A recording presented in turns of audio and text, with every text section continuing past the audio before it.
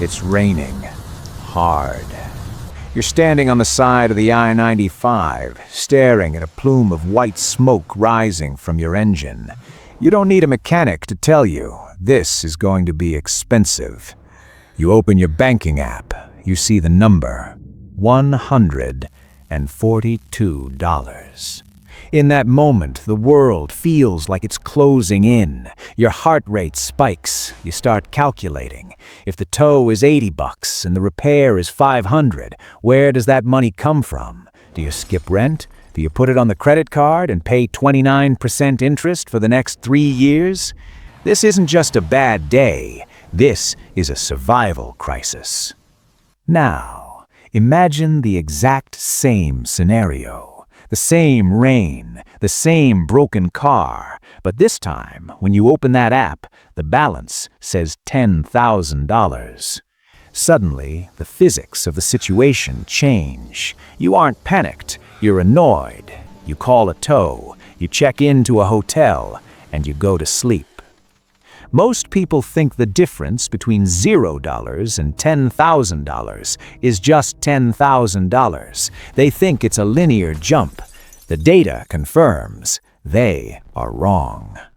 In the world of financial physics, $0 is a black hole. It is a place of infinite gravity, where every single cent you earn is sucked into the vacuum of survival. Rent, food, debt, it all disappears. But $10,000, that is escape velocity. It is the exact mathematical point where the friction of the world stops breaking your spirit and starts building your floor. Over the next 23 minutes, I am going to show you the battle map. I'm going to show you why the first 10,000 is a brutal uphill fight against human evolution, and why, once you cross it, the math of the universe finally switches sides to work for you. We have to admit something uncomfortable. The common sense your parents gave you is officially a liability. In the old world, saving was a choice. You worked a job, you stayed for 40 years, and the system took care of the rest. But here in 2026, the reality has been distorted. Actually, it's been inverted. The cost of being broke has never been higher. Think about it. If you have no money, you pay poor taxes. You pay overdraft fees, you pay higher insurance premiums because your credit score is low, you pay more for groceries because you can't buy in bulk. The system is designed to keep you at zero. It's a friction-heavy environment. Observe the modern economy. We live in a subscription society. Your housing is a subscription. Your transportation is a subscription. Even your software and your entertainment are monthly drains on your energy. When you have $0, you are a passenger in a vehicle driven by corporations and central banks. You are reacting to their turns. But $10,000 changes the context of your existence. Why 10,000? Why not 5 or 50? History proves that 10,000 is the psychological and mathematical buffer zone. It represents roughly 3 to 6 months of survival for the average person. When you reach this number, you are no longer reacting. You are positioning. Here's the thing about the treadmill. It doesn't care how hard you run. If the gear turns at 5 miles per hour and you run at 5 miles per hour, your net progress is 0. To get off, you have to run at 7 miles per hour. You have to create a surplus. Most people spend their entire lives trying to optimize their running form while staying on the treadmill. They look for hacks or deals. Real wealth is not about running better. It's about building enough of a cushion to step off the belt entirely.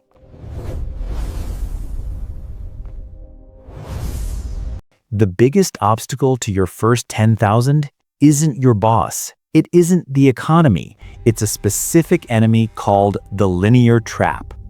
The human brain is an evolutionary masterpiece, but it was designed for a world of addition, not multiplication. If you pick 10 berries today and 10 berries tomorrow, you have 20 berries. That is linear. 1 plus 1 equals 2. But money, real money, follows an exponential curve, and the enemy profits from your inability to see that curve.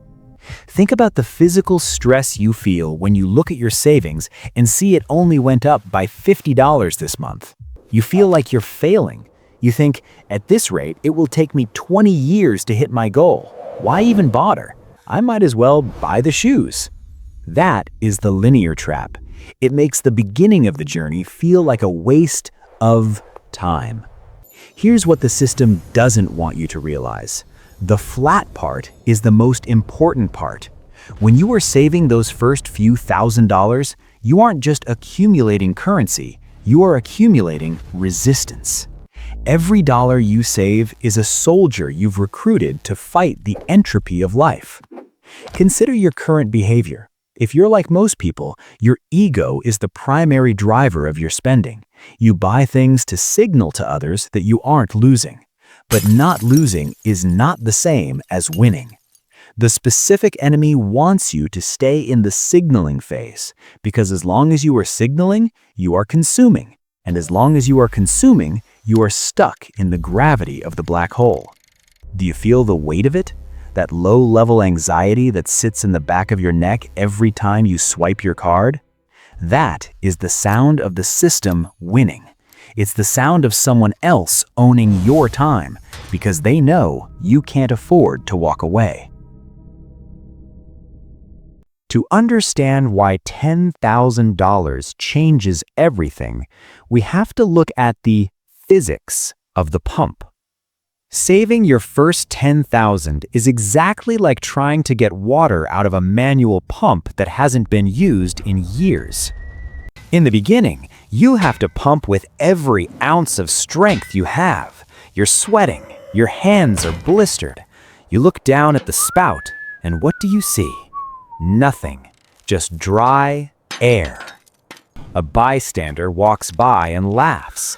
Why are you working so hard? There's no water there. Go buy a bottle of soda, like everyone else.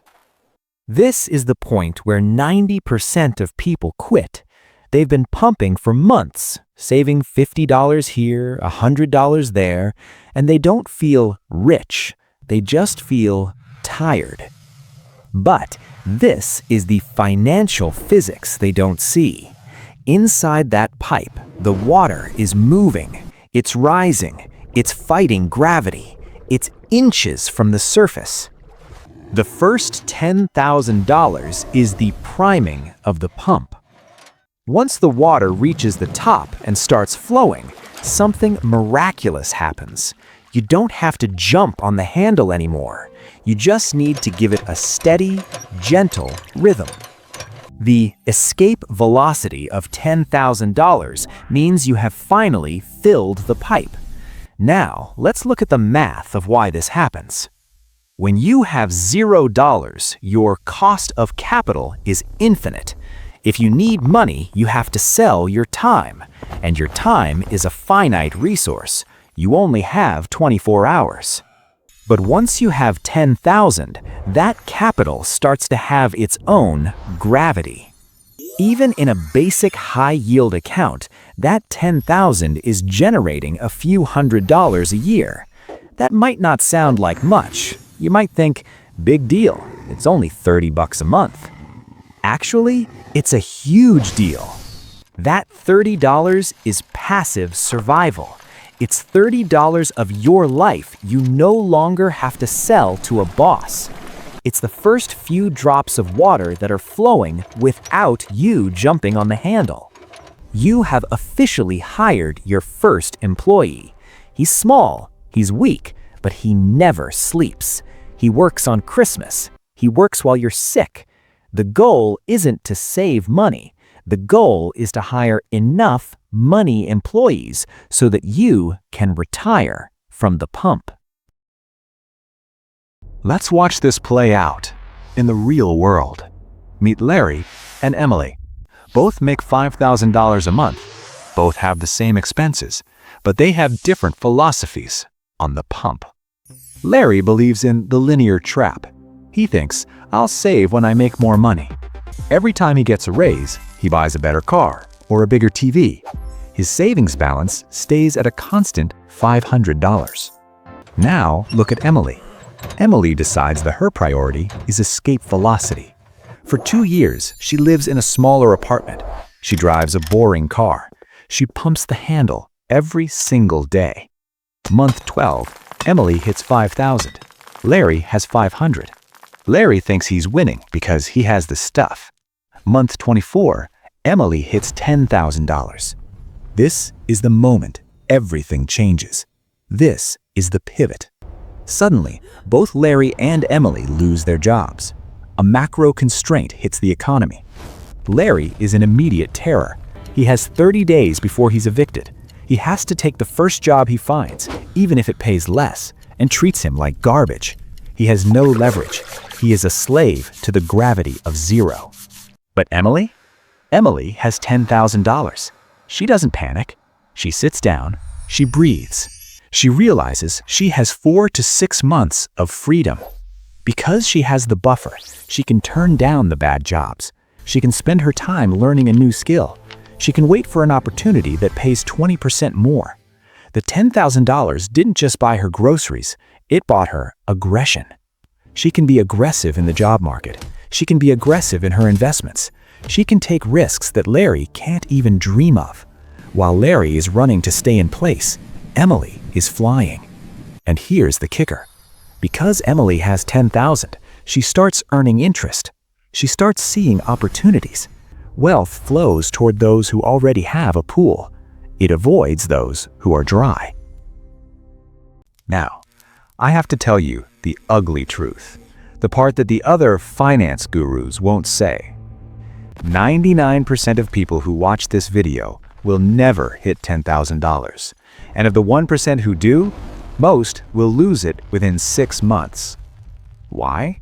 Because your brain is wired to sabotage your escape velocity. Observe your own history. Every time you've had a win, a tax refund, a bonus, a gift, what was your first thought? Was it, great, my pump is getting primed? Or was it, finally, I can afford that thing I've wanted? The hardest part of saving $10,000 isn't the math. The math is easy. If you save $27 a day, you're there in a year. The hardest part is the social death. To get to $10,000, you have to be okay with looking poor to people who are actually broke. You have to say no to the group trip. You have to keep the phone with the cracked screen. You have to admit that your ego is a luxury you cannot yet afford. Most people would rather be cool and in debt than boring and free. Realize this: the system relies on your insecurity. It needs you to feel like you aren't enough unless you're spending. If you want the $10,000, you have to kill the part of you that cares what Larry thinks. And here is the second hard truth. Even when you hit $10,000, you won't feel rich. Actually, you'll feel more anxious for a while, because now, for the first time in your life, you have something to lose. When you have zero, you're a gambler with nothing in the pot. When you have 10,000, you're a player in the game. You'll start worrying about inflation. You'll start worrying about market crashes. This is the burden of ownership. If you aren't prepared for the psychological weight of having money, you will subconsciously find a way to get rid of it.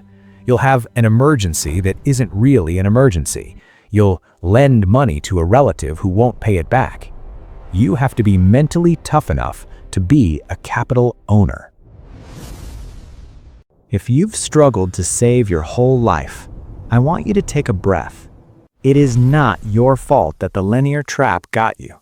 We are biological creatures living in an artificial, exponential world. It's like trying to run software from 2026 on a brain from 50,000 BC. It's going to glitch. But now that you see the system, it can no longer control you. The moment you understand that $10,000 is physics and not just money, you stop being a victim of your bank account. You are not saving. You are buying your own contract. Every dollar you put into that pump is a payment toward your freedom. You are literally purchasing your time back from the future. Think about the clarity that comes with that. When you aren't terrified of an $800 car repair, you think better. You're kinder to your partner. You're more creative at work. You sleep deeper. The math of the universe is indifferent. It doesn't care if you're a good person or a bad person. It only cares if you follow the rules of the curve. If you stay in the black hole of zero, the gravity will crush you. If you reach the escape velocity of 10,000, the stars will open up. The choice isn't about the money. The choice is about which law of physics you want to live under. So, how do we win? How do we get the $10,000 in a world designed to take it? We use 3 weapons. Weapon 1, the shield, mental. You must redefine emergency. A sale on a laptop is not an emergency. A once-in-a-lifetime concert is not an emergency. From now on, an emergency is only something that threatens your health or your ability to earn. Everything else is just noise. Protect the pump at all costs. Weapon 2, the pickaxe, immediate. You need to find the gap. The gap is the difference between what you earn and what you spend. If the gap is 0, the pump stays dry. Here is a direct command. For the next 90 days, audit every single subscription. If you haven't used it in a week, kill it. Take that money and move it to a separate account, a pump account that you cannot access with a debit card. Weapon 3, the seed, systemic.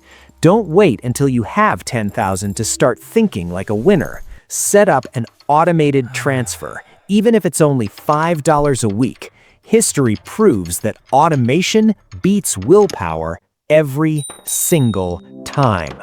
Your willpower is a limited resource. The bank's computer is infinite. Let the machine prime the pump for you.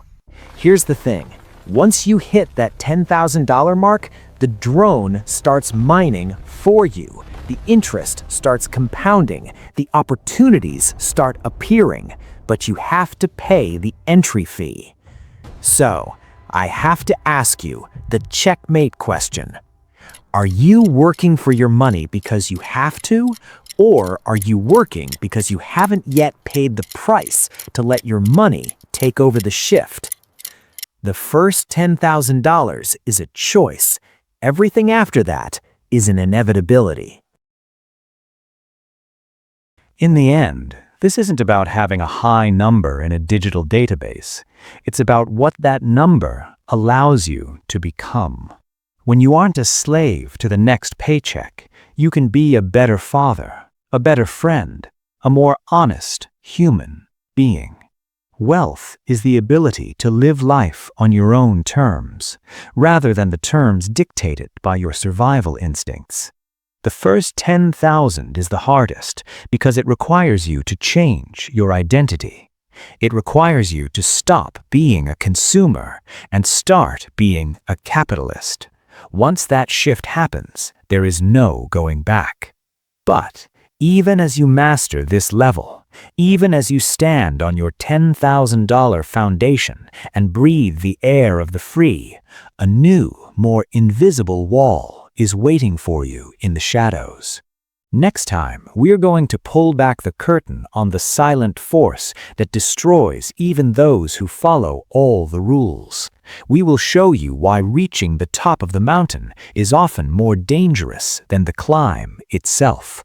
The game doesn't end, it just changes.